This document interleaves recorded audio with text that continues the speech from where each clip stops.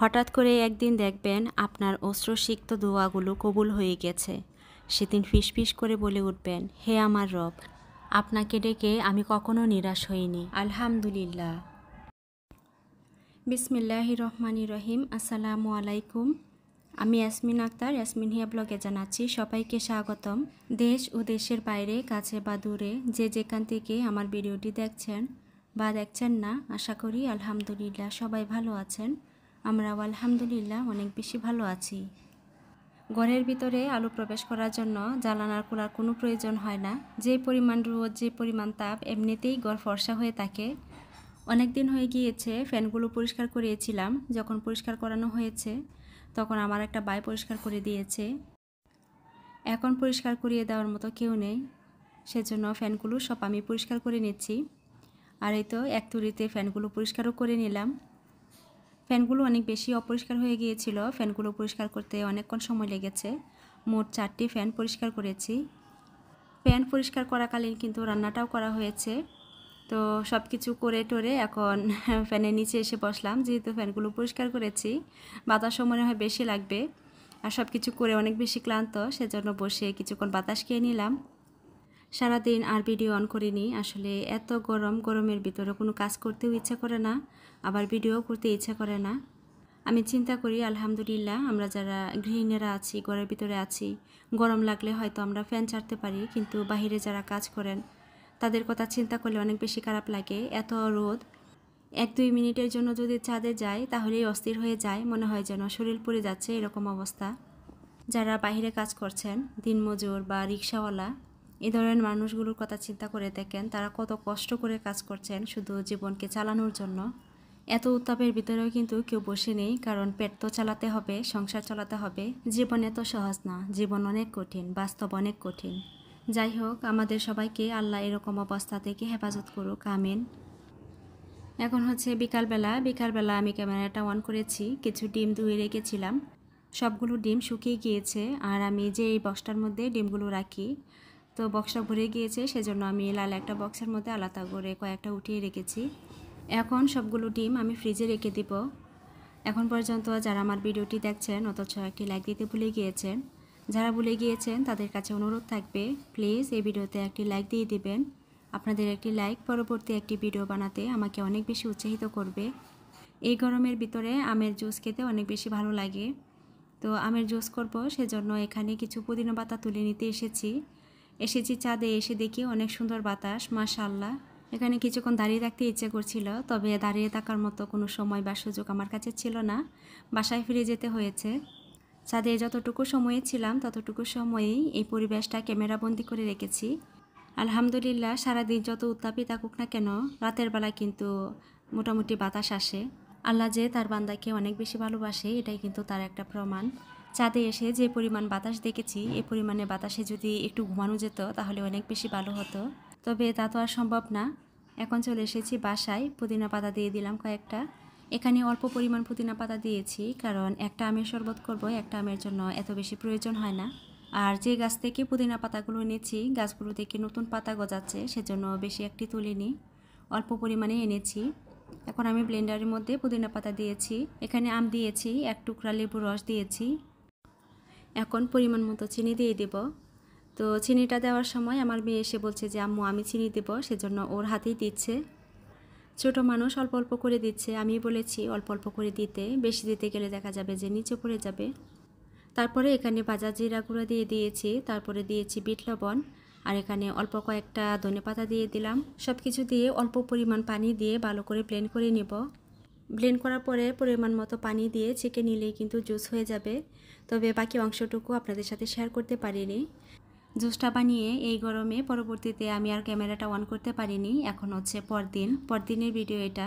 বিছানাটা গুছিয়ে নিব, আর বিছানাটা গুছানোর সময় আমার মেয়ে এসে হাজির।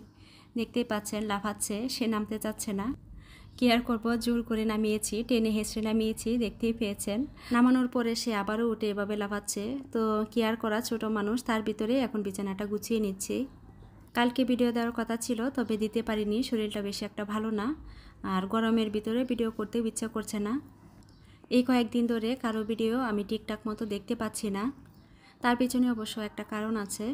এই কয়েকদিন ধরে আমাদের এদিকে বিদ্যুৎ এত বেশি সমস্যা হচ্ছে যেটা বলার বাহিরে।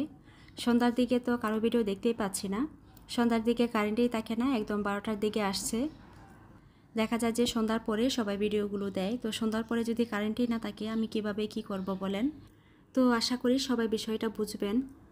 তানু মানু ব্লগ আপু ভাইয়াদের একটা ভিডিও দেখছিলাম, তো ভিডিও দেখার মাঝখানে হঠাৎ করে কারেন্ট চলে গিয়েছে। তারপরে কারেন্ট আসতে 5-6 ঘন্টা লেট করেছে, সেজন্য পরবর্তীতে ভিডিওটা দেখতেই পারিনি। তবে যখনই কারেন্ট আসছে তখনই চেষ্টা করছি কারো ভিডিও দেখার জন্য যতটুকু পারছি। যাই হোক, এই কয়েকদিন বিদ্যুতের যে সমস্যাটা ছিল, সমস্যাটা মোটামুটি ঠিক হয়ে গিয়েছে। আশা করি আর সমস্যা হবে না। আপনাদের সাথে কথা বলতে বলতে বিছানাটা গুছিয়ে নিয়েছি। আর বিছানার চাদরটা অনেকটাই পুরনো, তারপরেও এই চাদরটা আমি বাতিল করিনি, কারণ চাদরটা আমার অনেক বেশি পছন্দের। আর সবচেয়ে বড় কথা হচ্ছে, এই গরমে যত পুরাতন জিনিস আপনি ব্যবহার করবেন ততই কিন্তু আরাম।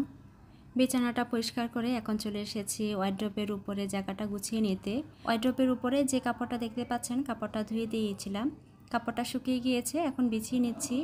ওয়ার্ড্রপের উপরে আমি যা যা রেখেছিলাম সেগুলো আবারও জায়গা মতো রেখে দিয়েছি। আজকে রান্নাবান্না কোনো কিছু আপনাদের সাথে শেয়ার করিনি, তবে রান্নাগুলো টেবিলে দিয়ে দিয়েছি, সেগুলো শেয়ার করলাম।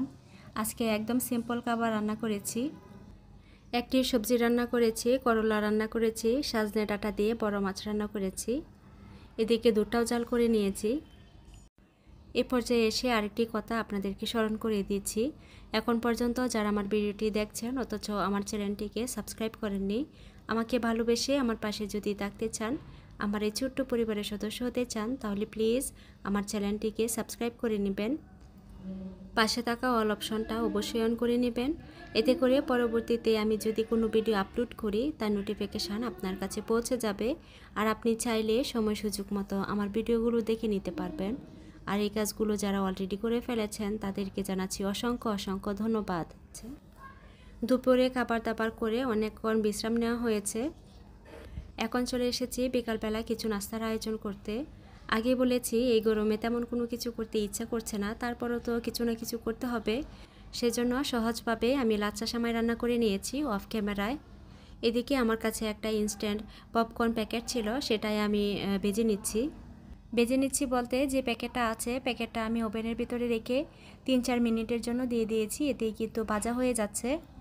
ওভেনের বাহির থেকে আমি অল্প হলেও ভিডিও করার চেষ্টা করেছি, আর বুঝতেই পেরেছেন প্যাকেটের ভিতরে পপকর্নগুলো যখন অল্প অল্প ভাজা হচ্ছে প্যাকেটটাও কিন্তু ফুলে যাচ্ছিল। এখন পপকর্নগুলো ভাজা হয়ে গিয়েছে, এখন আমি বের করে নিচ্ছি। বের করার সময় কিন্তু যথেষ্ট পরিমাণে গরম ছিল, সেজন্য নিচে একটা প্লেট রেখে আমি আস্তে আস্তে করে বের করে নিয়েছি। এই ইনস্ট্যান্ট পপকর্নটা খেতে কিন্তু অনেক বেশি মজা, জানি না কে কে খেয়েছেন। আমার কাছে 2টা ছিল, এই যে একটা ভাজা হয়ে গিয়েছে আর একটা আছে। পপকর্নটা কিন্তু যথেষ্ট পরিমাণ গরম, সেজন্য আমি ধরতে পারছি না, তারপরেও চেষ্টা করছি সে অবস্থায় আমি কেটে দেখাতে। প্যাকেটের ভিতরটা এমনভাবে রেডি করা থাকে, কিছুই দিতে হয় না, আর ভিতরে কিন্তু বাটার দেওয়া থাকে, যার কারণে কিন্তু খেতে অনেক বেশি মজা লাগে। আর দেখতেই পেয়েছেন আমার হাতেও বাটার লেগে আছে, আপনাদেরকে দেখিয়ে দিয়েছি। এই পপকর্নটা 3-4 মিনিটের ভিতরে হয়ে যায়, তবে আমার মনে হয় একটু বেশি দেওয়া হয়ে গিয়েছিল, যার কারণে অল্প কয়েকটা পপকর্ন পুড়ে গিয়েছিল। এই তো একটি প্লেটে কিছু পপকর্ন ঢেলে দেখাচ্ছি। আর এই পপকর্নগুলো কিন্তু আমি আর জুনায়না এক জায়গায় বসেই কিন্তু সবগুলো খেয়ে ফেলেছিলাম, এতটুকুই মজা ছিল। এই গরমের ভিতরে ভয়েস দেওয়াটা কিন্তু সত্যিই অনেক কঠিন ব্যাপার। এই গরমের ভিতরে যখন ভয়েস দেওয়া হয় তখন কিন্তু ফ্যান অফ থাকে। আমি এখন যখন ভয়েস দিচ্ছি তখন কিন্তু ফ্যানটা অফ করা আছে, কারণ ফ্যান যদি অফ করে না রাখি আপনারা আমার কথা শুনবেন নাকি ফ্যানের আওয়াজ শুনবেন, তখন কিন্তু কথাগুলো শুনতে ভালো লাগবে না। তবে ভয়েস দেওয়ার সময় যখন অর্ধেক ভয়েস দেওয়া হয়ে গিয়েছে তখন কিন্তু আমি আর টিকতে পারছিলাম না, আমি হাতে একটি হাত পাকা নিয়ে বসেছি। এখন কিছুক্ষণ ভয়েস দিচ্ছি, আবার কিছুক্ষণ বাতাস করছি, এই হচ্ছে অবস্থা। সেমাইটা যখন রান্না করেছিলাম তখনই কিন্তু কয়েকটা ডিম আমি বের করে রেখেছিলাম।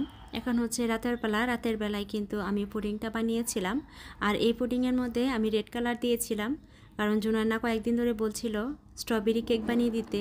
স্ট্রবেরি কেক বলতে সে রেড কালারটা বুঝে, সেজন্য ভাবলাম যে পুডিংয়ের মধ্যে আমি একটু রেড কালার দিয়ে ওকে বলি যে দেখো তোমার জন্য স্ট্রবেরি পুডিং বানিয়েছি, সেজন্যই কিন্তু লাল দেখাচ্ছে।